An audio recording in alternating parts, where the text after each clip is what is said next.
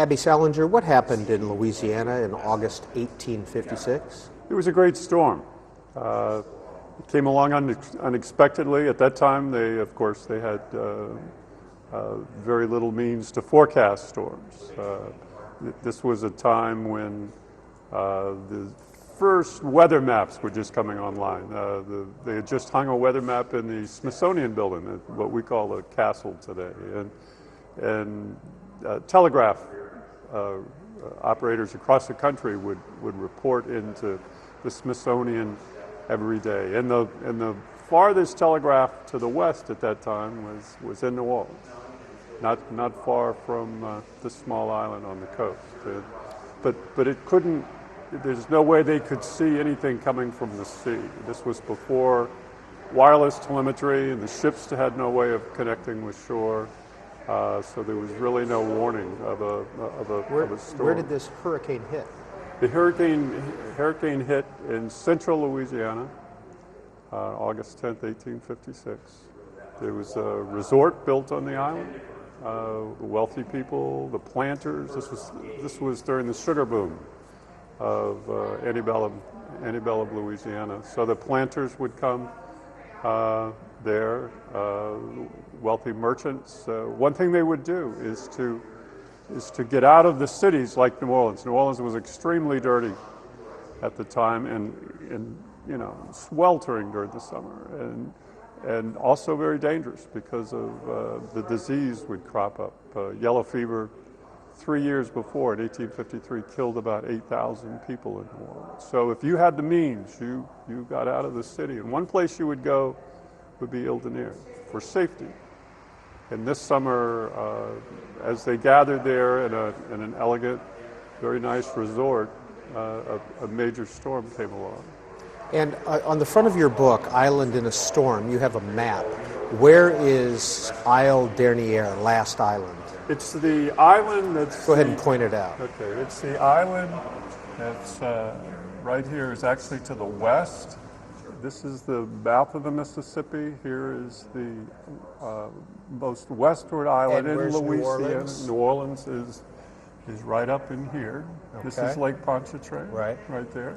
Okay. And down here was where the resort was. That's correct. Okay. That's correct. Is it still inhabited now?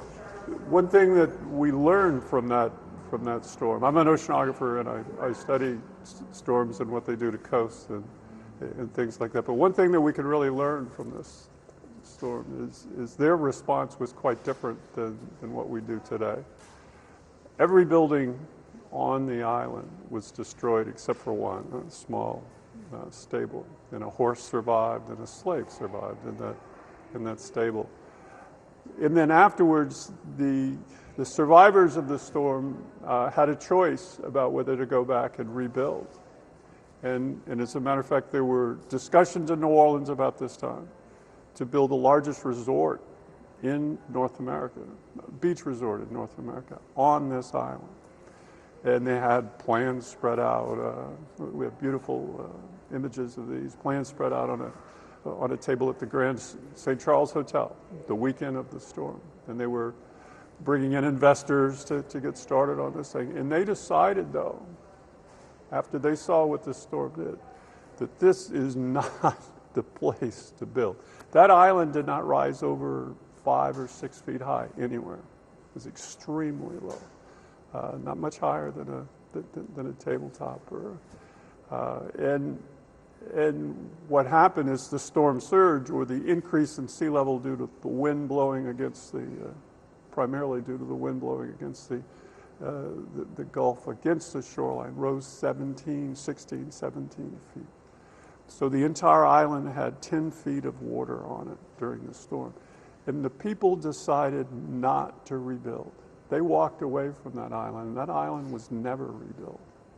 Today, when we have a Katrina, when we have Ike, like happened in 2008 on the Texas coast, we not only rebuild, we build bigger, more elaborate, more densely.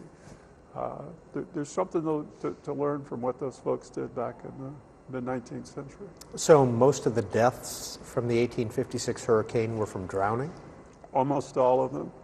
So the island basically disappeared if 10 feet of water came up. The island, there's a fascinating story of not only the island going underwater and what happens under conditions like that, but the island actually degraded, disintegrated. The island changed. The storm triggered something in the system here, the natural system along this coastline, that made that island really start to go downhill in terms of maintaining its integrity. This is a place where the land is sinking on the Mississippi Delta. And so it's sinking about 1 centimeter, third of an inch or so per year. And that induces a rapid sea level rise. And that, on top of these storms, made this island in the following 100, 150 years retreat landward 2/3 of a mile. Some of the fastest eroding stretches of coast in the world. And it also lost about 75% of its surface area. It was just devastating. There's very strong concerns, and this has happened before, that these islands eventually will disappear because of the rapid sea level rise and because of extreme storms that come in. The combination of the two have triggered this. What sparked your interest in this hurricane and this story? I went there in the 1980s. A friend of mine took me down to another colleague, a geologist. And I grew up on the Outer Banks of North Carolina and was familiar with very large sand dunes. Our house was set back from the beach, and we were up 60 feet and went through many hurricanes with no problem. And then they took me to this extraordinarily low place, and it didn't even resemble a barrier island to me. And I started hearing stories of a grand resort here, of how they used to throw these balls where the women would get dressed in hoop dresses, and I got very much into the culture of the people who went there, as well as to what physically was happening to the island, and it came together in a story. I'm a scientist. This is not a textbook by any stretch of the imagination. This is a story of what happened to those people, but also to the island. And what happened to the island, to the land, is as much of a character as the people. You tell the story through the eyes of different characters. How did you research those characters? You know, they were fascinating that 5 or 6 of the survivors of the storm, they very detailed, took a lot of time. You know, one of them was 70, 80 pages long. And actually that one was particularly interesting, a gentleman who lost his entire family, 7 children and his wife. And this was an answer, if you will, to repeated questions from his family on the mainland saying, what happened? How did you survive? And you lost your whole family. So almost out of guilt, he wrote this very long thing. And there were 3 or 4 other long descriptions, and they were in different locations on the island, and they ended up in different locations. Some of the people were actually, the island flooded from the land. The wind blew very hard from the land initially and fooled them. They knew that when the wind blew very hard from the ocean that the island could be endangered, but they knew less about it coming from the land, and some of the people were blown offshore.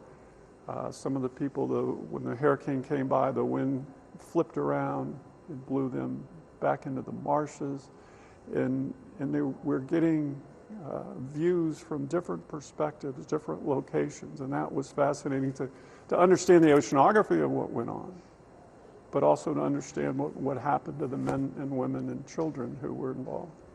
Where did you find these records? These records were in museums. Spent time in the Library of Congress, a number of museums, and family holdings.